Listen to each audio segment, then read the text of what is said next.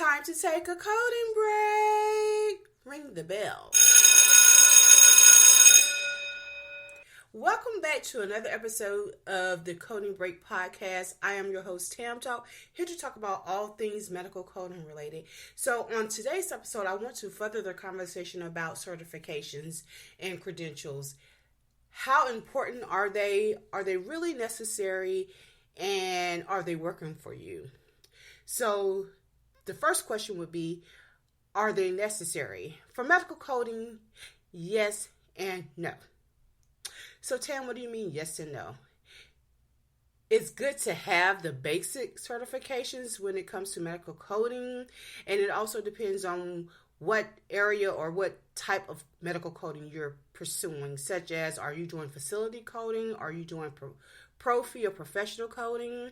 And the difference with profi, of course, is the professional, as in you're coding for the physician, the provider, whereas facility coding is you're coding for the hospital, the facility, whatever facility that you're coding for. Some coders have both. They have credentials for their profi as well as credentials for the facility, and that's fine. And if we want to go a step further, some coders have specialty credentials, like they may stumble upon a particular specialty, such as, I'm going to say surgery, plastic surgery, radiation oncology, something along those lines. So they have credentials or specialized credentials in those particular areas, because it signifies that they are, I would say, considered subject matter experts in those areas. Now, do you need to have at least 50 certifications? No. And I'm speaking from my own personal experience. You don't need 50 certifications. And honestly, I didn't need my specialty certifications. How I stumbled upon, or how I obtained my specialty certifications, is I sat for the beta testing. When this is like the pre-rollout of the specialty certifications, they were testing to see if they were I don't want to say warranted or applicable, or if they were necessary, or maybe it was an idea they were testing. And so, because I sat as a beta tester and because I passed, I was granted my certification as a general surgery coder. Now, I was opting for going for more of the compliance or the evaluation and management coding credential, because at that time I was a manager for an organization, compliance manager for a healthcare organization at that time. And again, I was a healthcare compliance manager for a healthcare organization prior to them having beta testing. Okay, so unfortunately, when I wanted to pursue that particular certification or beta test for that one, it was already filled. So I just went with the next best option, of the ones that were available, which was general surgery. And fast forward to today, here we are. So I had that certification for, I'm going to say maybe, it's been definitely over 10 years I've had my surgery certification. Definitely over that amount of time or years. But I say all that to say that I have been doing compliance work and audits and, managing prior to receiving that certification. So again, from my perspective, it is not necessary. And I have experience, right? And now, as an instructor, because I am a credentialed instructor through the AAPC organization, is that warrant? Now, if I want to teach, yes, it would behoove any instructor to have some type of licensing or certification to back up their training or their education.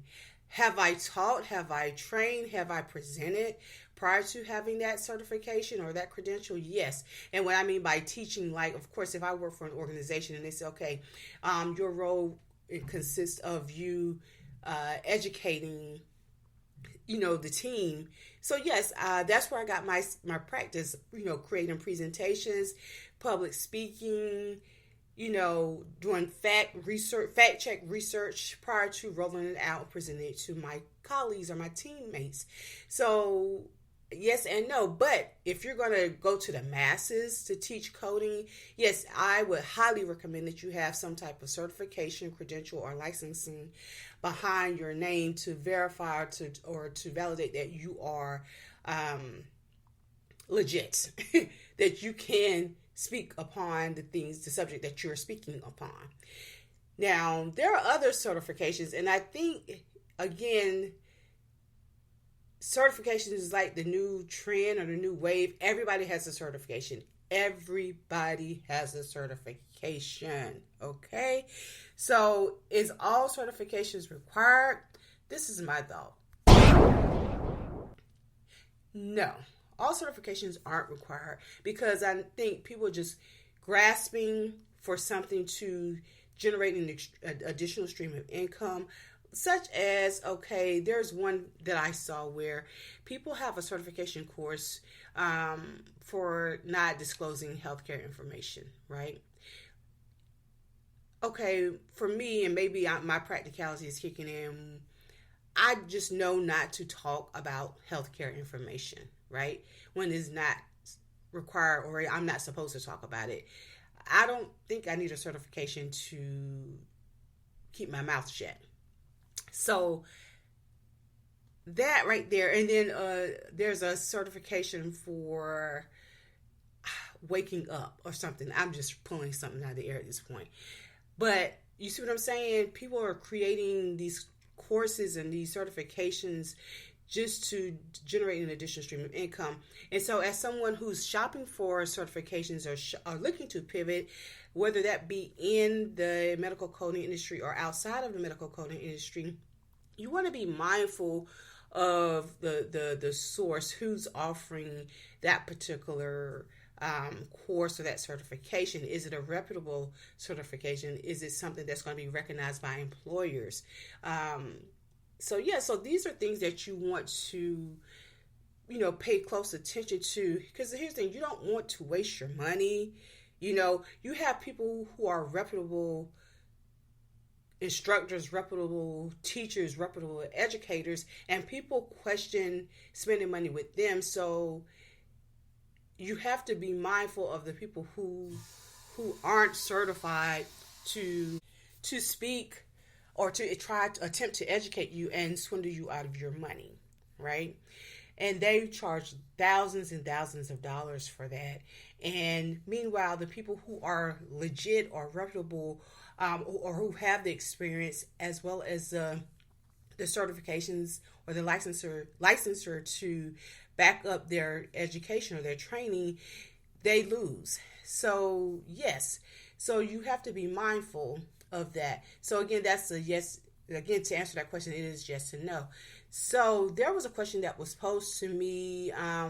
Someone was actually shopping around for a particular, a medical coding course, and wanted to know what I thought of that course. Did I feel that particular company or organization was reputable? The educator, I don't know the educator specifically or personally, but anything that is, to me, and again, this is my perspective, anything that is in line with the same organization that credentialed me, I would say that they are probably good to go, because one of the things that the organization does, they have a baseline or a template that you can use as an educator to create your courses to fall in line or to align with their certification exam. And also their certification is internationally known. And I say internationally known.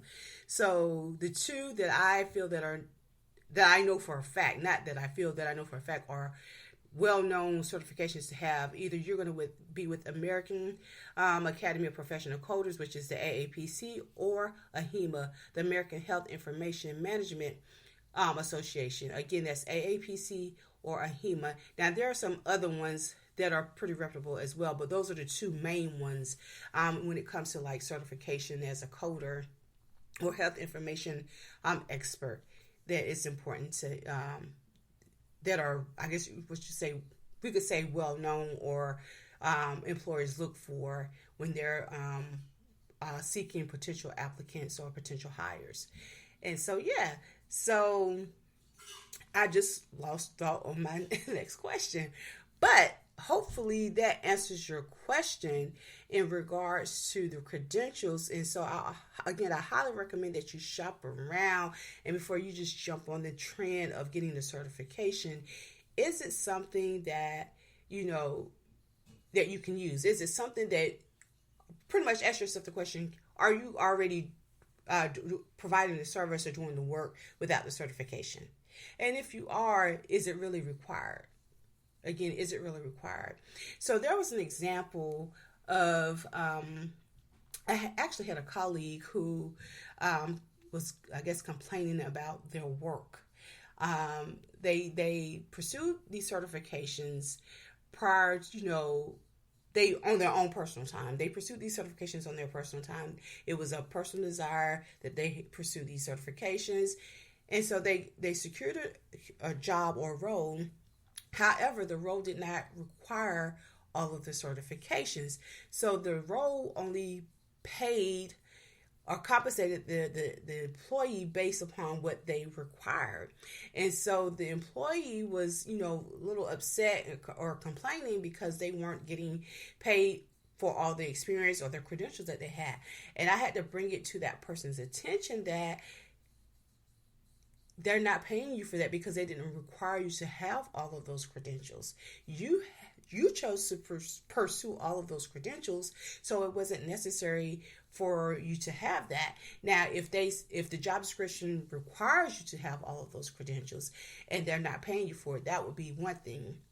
But you having those credentials, that's just the same with having a college degree, and the job that you're performing doesn't require the education or the knowledge from your college degree or your certification. Is it really, are they lowballing you, or is it that you just want to get paid for that?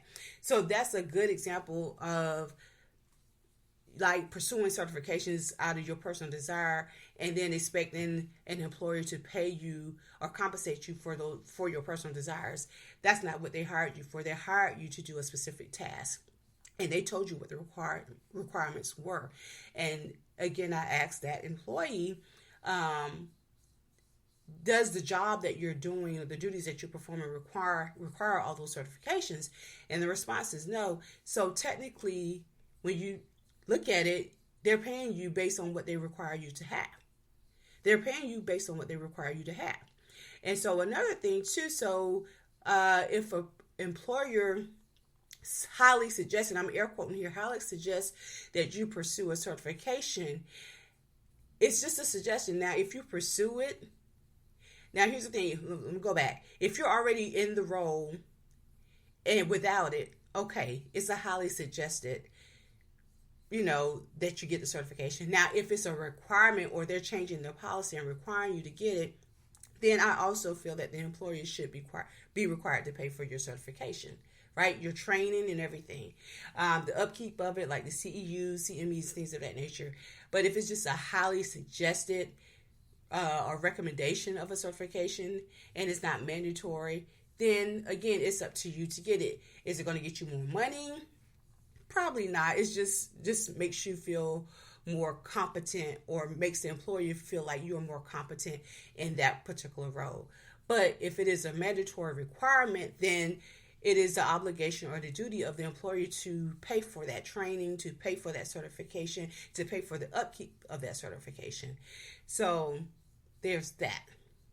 So that's all I have for this coding break as it relates to coding credentials. So again, when you're pursuing or contemplating pursuing additional credentials, ask yourself those questions. Is it worth it? Can I perform the job without it? Am I currently in the role doing the job without the certification?